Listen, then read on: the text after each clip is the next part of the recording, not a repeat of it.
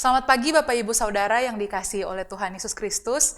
Kita bersyukur pagi hari ini kita boleh diberikan kesehatan, kekuatan, nafas kehidupan dari Tuhan. Kita boleh bangun di pagi hari ini dengan kekuatan dari Tuhan. Sebelum kita akan memulai aktivitas kita di sepanjang hari ini, kita akan bersama-sama merenungkan firman Tuhan. Namun sebelumnya, mari kita berdoa. Bapa di surga, kami bersyukur kepadamu. Penyertaan-Mu dalam kehidupan kami tidak henti-hentinya ya Bapa. Kami bersyukur untuk kesehatan, kekuatan yang Engkau terus berikan bagi kehidupan kami. Pagi hari ini kami bersyukur, kami boleh bersama-sama mau merenungkan firman Tuhan. Tuhan berbicaralah kepada kami melalui firman Tuhan di pagi hari ini. Dan biarlah kami boleh menjadi pelaku-pelaku firman-Mu. Terima kasih Tuhan, di dalam nama Tuhan Yesus kami berdoa. Amin. Tema perenungan kita pada pagi hari ini adalah, benarkah ada kitab yang hilang? Pembacaan pada hari ini terdapat dalam 1 Yohanes 4 ayatnya yang ke-1 sampai ayat yang ketiga. Namun kita akan berfokus pada ayatnya yang ketiga. Saya akan membacakannya untuk kita semua. Dan setiap roh yang tidak mengaku Yesus tidak berasal dari Allah.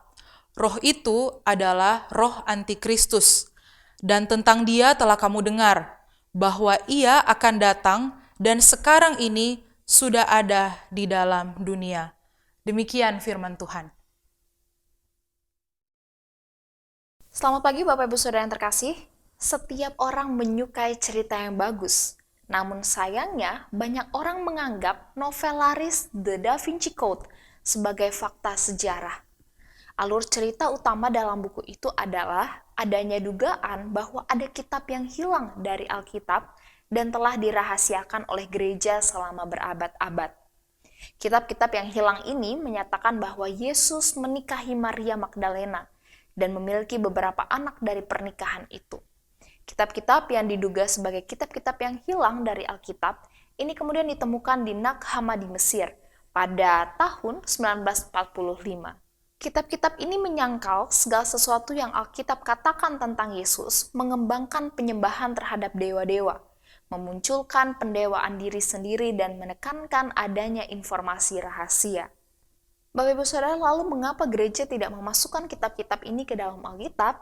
Alasannya karena dokumen-dokumen di dalamnya tidak memenuhi kriteria keaslian kitab suci, yang melibatkan beberapa pernyataan utama. Yang pertama, apakah penulisnya adalah seorang yang telah dipilih Yesus sebagai rasul?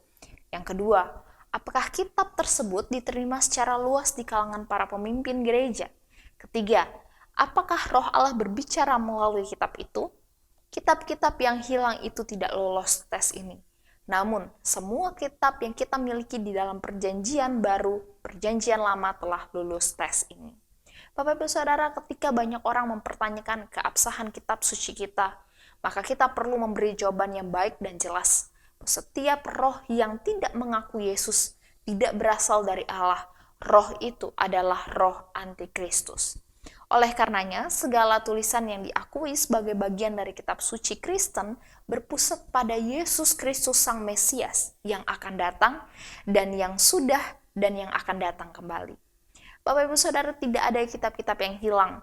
Yang ada adalah kitab-kitab yang berasal dari Allah yang diakui oleh gereja, dan kitab-kitab yang bukan berasal dari Allah, kitab-kitab yang menolak Kristus adalah kitab-kitab yang berasal dari roh antikristus. Kita patut bersyukur memiliki Alkitab yang ditulis oleh para tokoh pilihan Allah dengan bimbingan Roh Kudus. Baca, pahami, renungkan, dan lakukan apa yang ada dalam tulisan Alkitab. Maka kehidupan kita akan menjadi kehidupan yang berkenan di hadapan Allah. Bapak Ibu Saudara, baca, pahami, renungkan, dan lakukan firman Tuhan. Amin. Mari kita berdoa. Bapa Maha Kasih, di dalam Kristus kami mengucap syukur untuk kitab suci Alkitab yang Tuhan berikan kepada setiap kami. Dan di dalamnya kami dapat belajar banyak bagaimana kehidupan yang seharusnya yang harus kami jalani. Kehidupan yang memperkenankan hati Tuhan. Oleh sebab itu Tuhan, di dalam kehidupan kami sepanjang hari kami jatuh bangun di dalam kami mempelajari Alkitab. Oleh sebab itu Tuhan, biarlah ketika kami membaca, memahami, kami pun juga terus didorong untuk dapat melakukan apa yang menjadi kebenaran firman Tuhan itu. Kuatkan dan mampukanlah kami Tuhan, sebab kami adalah anak-anak-Mu yang penuh dengan kelemahan dan keterbatasan. Tuhan, pada pagi hari ini kami akan menjalani kehidupan sepanjang hari ini.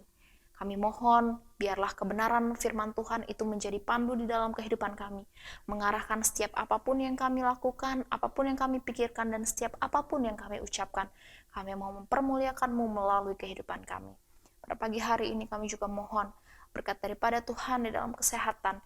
Kami mohon berkat anugerah Tuhan untuk sukacita, damai sejahtera, dan juga pengharapan di dalam Tuhan, sehingga kehidupan kami pun juga boleh terus kembali dikuatkan, meskipun ada begitu banyak tantangan pergumulan yang kami hadapi. Terima kasih Bapa yang baik, sungguh kami mengucap syukur memiliki Allah seperti Engkau. Terima kasih Bapa yang baik, terpujilah nama-Mu, demi Kristus kami berdoa. Amin. Bapak Ibu Saudara, selamat menjalani kehidupan sepanjang hari ini dan mari kita terus ingat kebenaran firman Tuhan untuk dengan setia membaca, memahami, dan melakukan kebenaran firman Tuhan. God bless you.